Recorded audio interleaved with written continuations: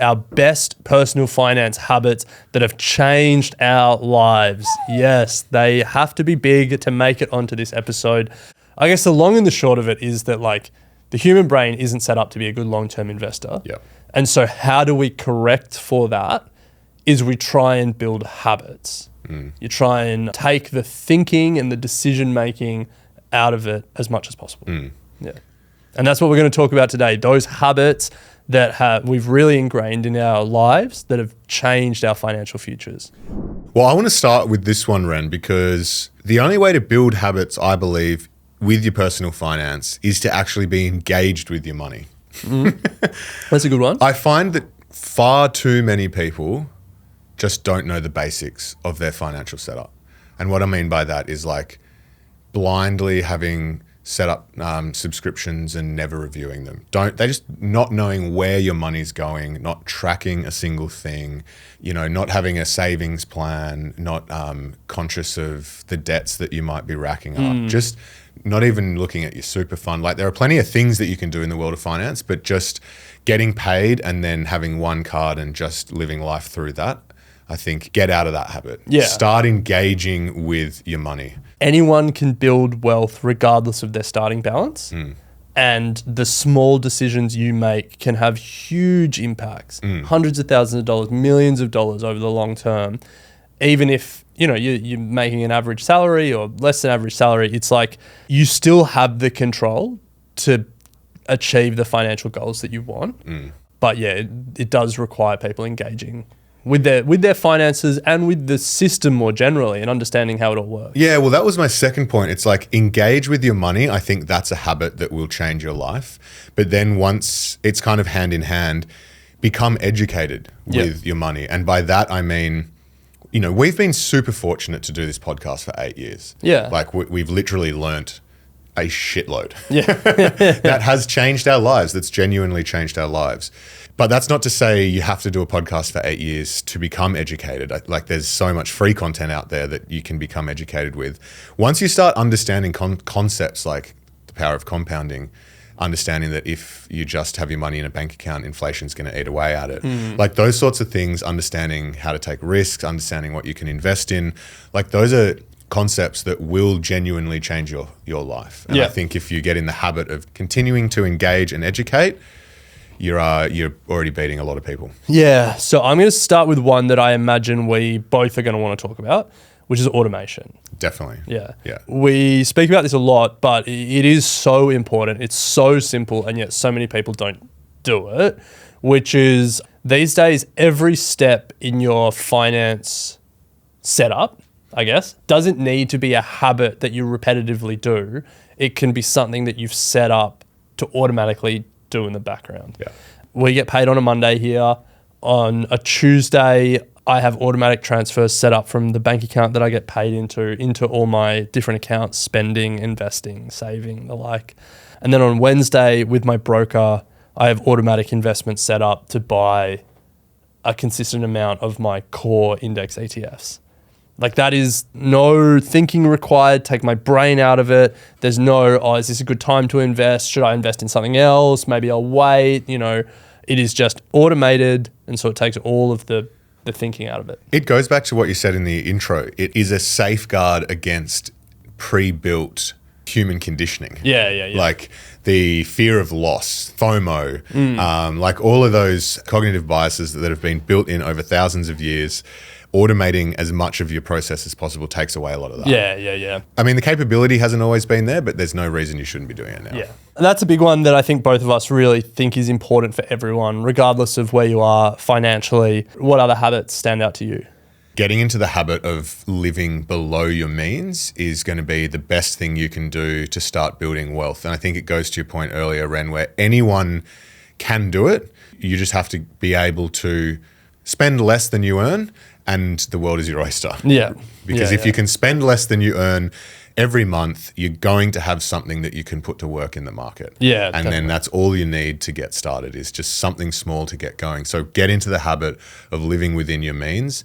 And I understand as well, like, let's be honest, there are, you're fresh out of uni, your early day careers, you're living in a capital city.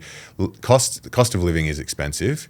It doesn't mean that you're going to have heaps of cash left over, but don't get into the habit of relying on, the credit card or paycheck to paycheck. Yeah. In terms of a habit for me, so my sort of money system, I guess, is it would be called like a pay myself first system. There's a whole bunch of different ways you can manage your money and budget, and there's no right or wrong answer.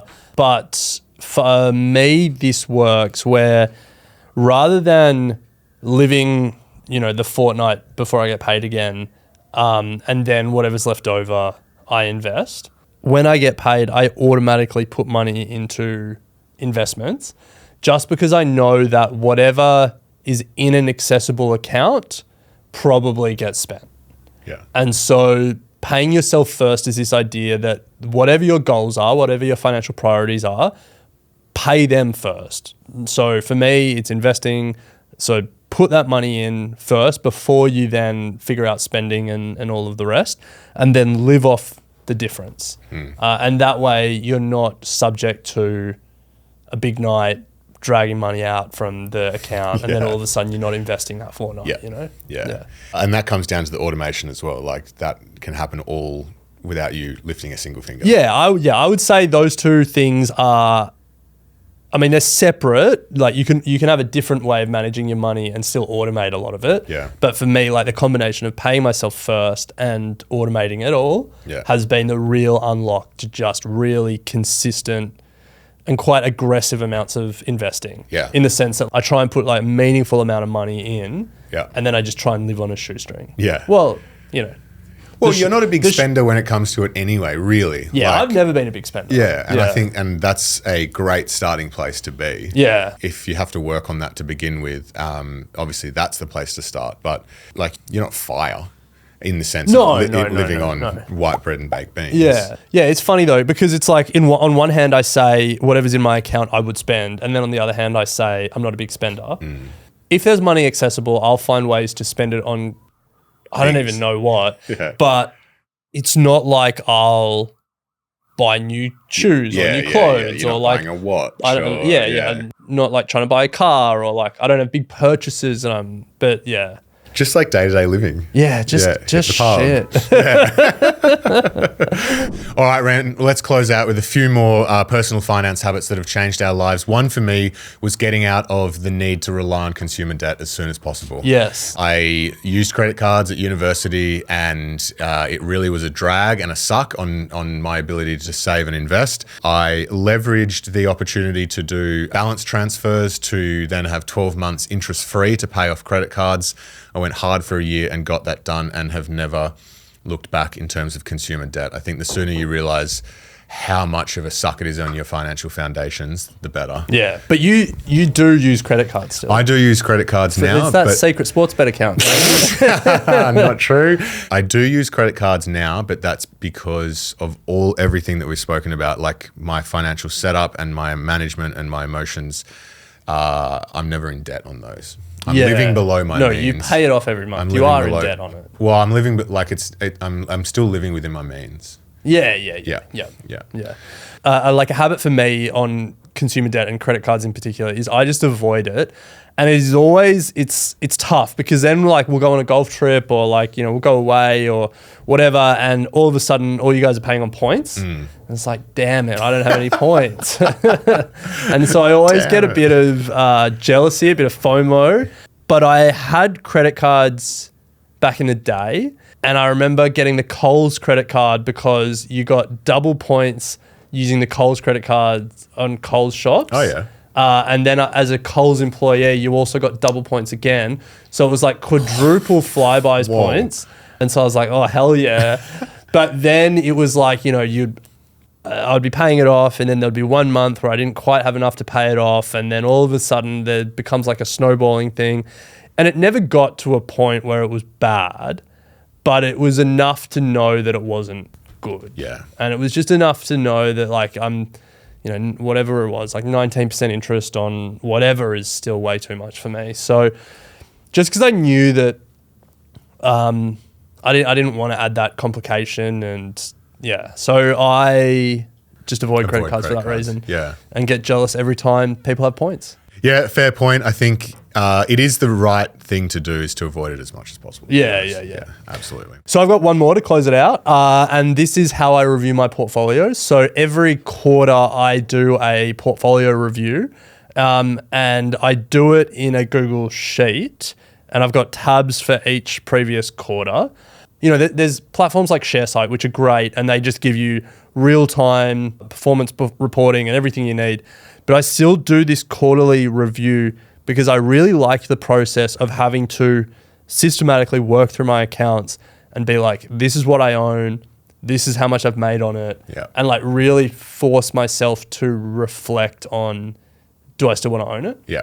I feel like sometimes doing the extra work or making it harder for yourself and doing it makes you think about things more than just checking like, a screen and saying, it all looks all right, keep going.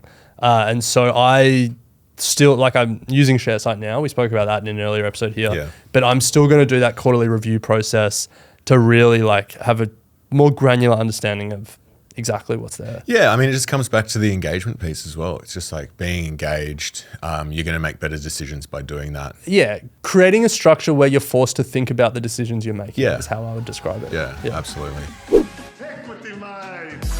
I will say this about investing. Everything you do learn is cumulative. What I learned at 20 is useful.